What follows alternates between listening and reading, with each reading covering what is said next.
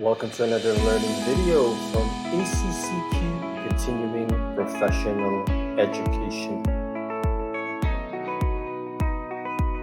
This time we're going to talk about dividends. Dividends are distributions of earnings or capital. So the key words here are earnings or capital. Dividends are broadly classified into two, namely dividends out of earnings and dividends out of capital. So dito lang sa dalawa nagmumula ang dividends. However, legally, dividends can be declared only from retained earnings.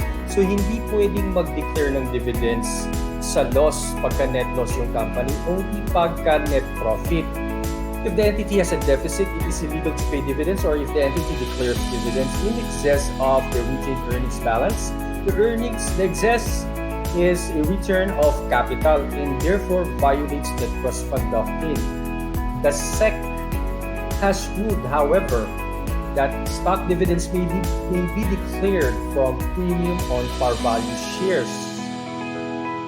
Aside from this, dividend declaration is reposed on the board of directors of the corporation.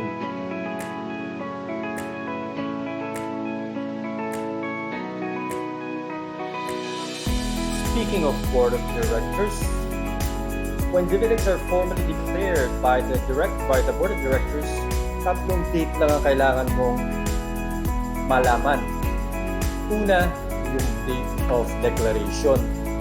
This is the date on which the directors authorize the payment of dividends to shareholders. So liable na sila magbayad sa mga shareholders. Next is yung date of record. This is the date on which the stock and transfer book of the corporation will be closed for registration. So walang entry dito sa date of record.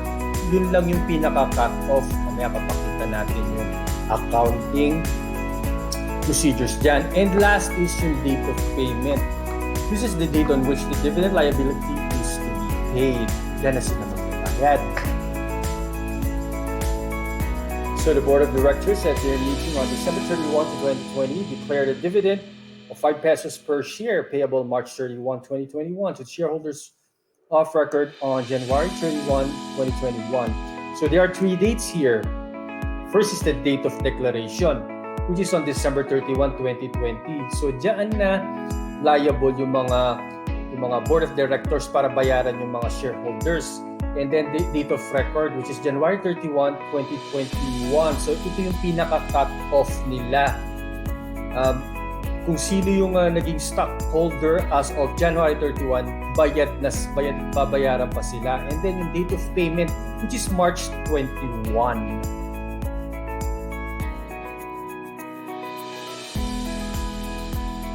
Dividends out of earnings are usually in the form of the following. First is cash dividends. This is the most common. And then yung second is property dividends. This could be the shares of another entity. And then liability dividends in the form of bond or scrip. And last is share dividends or bonus share. This is the shares or dividends of the same company. So the board of directors at their meeting on November 30, 2020 declared a dividend of 20 pesos payable April 30, 2021 to shareholders of record December 31, 2020. So we can see the entry here. So November 30, that's a debit to retained earnings of 400,000. So they are already obligating themselves to pay. So kaya parang bawas na yan dun sa retained earnings na yan, dun sa unappropriated retained earnings. And because it is an obligation, therefore a credit to dividends payable for 400,000. So meantime, on December 31, which is the date of as of record, there is no entry. Kasi nga, sabi natin, ito yung cut-off date lang, no? So kung naging stockholder ka before December 31, therefore, you still included dun sa payment on April 30, which is a debit to dividends payable. So binayaran na nila yung liability nila. Therefore, i-reverse nila yung dividends payable by debiting it for 400,000 and a credit to cash for 400,000.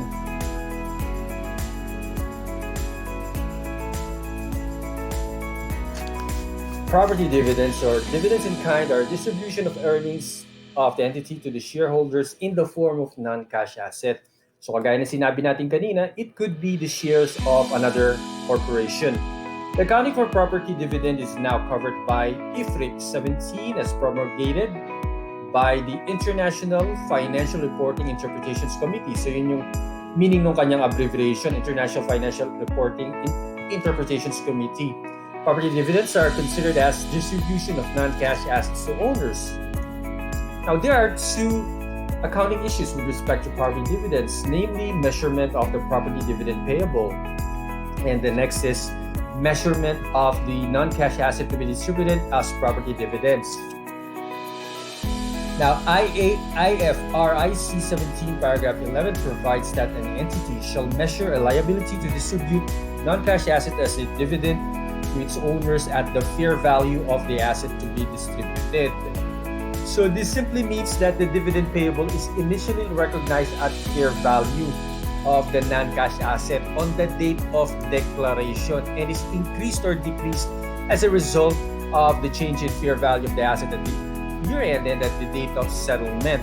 So we're going to show the accounting procedures on that one in a while. So the offsetting of debit or credit is through equity or directly through retained earnings. Ayan. So maya-maya, papakita natin yung accounting procedures para sa property dividends.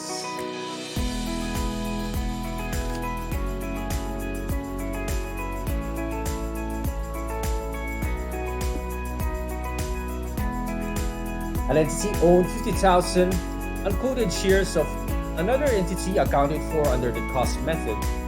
The carrying amount of the investment is 1 million pesos. On December 1, 2020, the entity declared the shares as property dividends to be distributed on this January 31, 2021. So this is the date of payment. The investment had the following fair values less cost to distribute. December 1, 2020, 1.5 million pesos. December 31, 2020, that's an increase by 300,000 to 1.8 million. And finally, on January 31, 2021, that's 1.9 million. Now, let's proceed to journal entries of the foregoing transaction. So, December 1, 2020, debit retained earnings. This is the initial date. So, we will record the fair value of the investment during that date for 1.5 million pesos. And a credit to dividends payable. Una isinulat yung amount.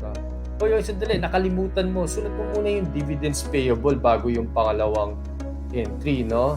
Yan. Akala ko nakalimutan mo na. So incidentally, yung retained earnings na sinulat na debit, no? Because of the increase of the fair value of the investment by 300,000 from 1.5 to 1.8 million. Yan, tinuturo niya, no? So, marunong siya, no? Okay, yan. And then, credit dividends payable for 300,000. So, additional payable yan. Now, January 31, 2021, a debit to retained earnings by 100,000 pesos. Paano ba nakuha yun? Ayun. Yung 1.9 million kasi tumaas yung fair value ng investment from 1.8 million noong December 31, 2020 to 1.9 million. So by 100,000 and additional payable by crediting dividends payable for 100,000. Yan. So marunong tong kamay na to no, nag-iisip, no? Okay, so date of payment which is also January 31, 2021. So lahat ng mga credit natin na dividends payable, 1.5 million, yung 300,000 and 100,000 for a total of 1.9 million. So i-debit natin lahat kasi payment na to by 1.9 million. Yung investment in equity securities, that's 1 million pesos. That is the carrying amount. Yung nasa taas, ayun. So nakaturo siya dyan. So this is for 1 million pesos. Now, yung difference yan, yung balance is gain on distribution of property dividends for 900,000. Well, let's go now to liability dividends, featuring scrip dividends. Scrip dividends are declared in the amount of 200,000 payable in 6 months at 12%. The journal entry on the date of declaration is debit retained earnings. Mapapansin natin every time na meron declaration, idinidebit natin dun sa retained earnings. Well, kasi ang normal balance ng retained earnings is credit. Now, pagka sinabing normal balance, ito yung additional. Now, pagka binabawasan natin in the form of a liability para bayaran yung mga shareholders, dinidebit naman natin. So, for 200,000, parang nire-recognize na natin yung utang natin sa kanila by subtracting the retained earnings. And of course, credit scrip dividends payable for 200,000. Now, pag dating sa payment naman, that's a debit to dividend, scrip dividends payable for 200,000. And debit, of course, yung interest expense kasi nag-bear na yung interest. So, yung computation is 200,000 yung total principal. So, PRT lang yan. So, times 12%, which is the interest multiplied by 1/2 since 6 months yon. So, that's 12,000. So, additional payment yung interest expense. And credit to cash, total of 212,000. So, let's talk about share dividends. Share dividends are distributions of the earnings of the entity in the form of the entity's own shares. So, this could be ordinary shares or common shares. When share dividends are declared, the retained earnings of the entity are in effect capitalized. So, meaning this is transferred to share capital. So, we will show you later the accounting procedures on this one. The assets of the entity remain the same before and after issuance of the share dividends. So, hindi katulad nung nakarang discussion natin ng cash dividends, yung property dividends, even yung scrip dividends or liability dividends, wherein nababawasan yung assets natin, nagkakaroon ng changes, no? Dito naman sa share dividends, it remains the same. Now, there are two things we need to know about share dividends, no? This could either be yung tinatawag na small dividends or yung large dividends. Now, if the share dividends is less than 20%, the amount charged to retained earnings is equal to the fair value on the date of declaration. So, gagamitin natin mamaya using the journal entries kung paano yung valuation pagka small dividends, small share dividends. So, we're going to use the fair value. So, however, if the fair value must not be lower than the par value, otherwise the amount debited to retained earnings is equal to par or stated value. So, hindi kailangan mas mababa yung fair value kaysa dun sa par value. On the other hand, if the share dividend is less than, or if the share dividend is 20% or more, so the par value or the stated value is capitalized because this is conceived to materially affect the reduction in the share market value. So, para mas maliwanag mamaya, ipapakita natin yung journal entries nito. Share dividend of 20% or more is considered as large share dividend. So,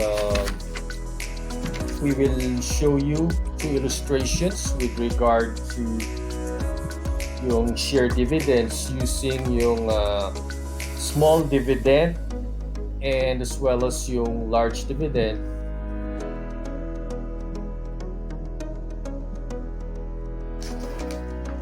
Okay, so let's take up example number 1. So share capital 100 pesos par, 20,000 shares authorized, 10,000 shares issued and outstanding for 1 million.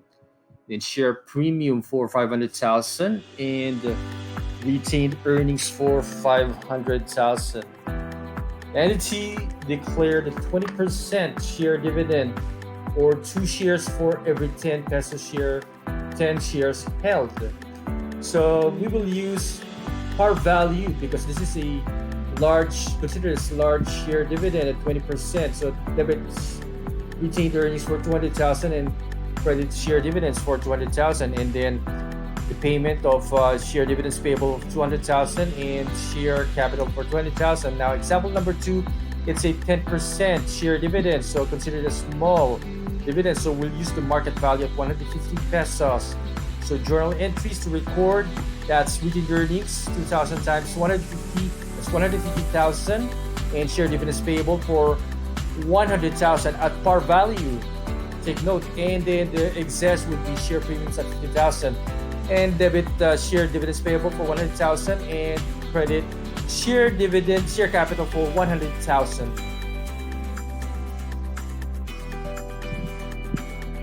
Incidentally, the credit for share capital is already the issuance of that share. If you have any questions, just comment or share any topic. Subscribe and share. God bless and stay safe.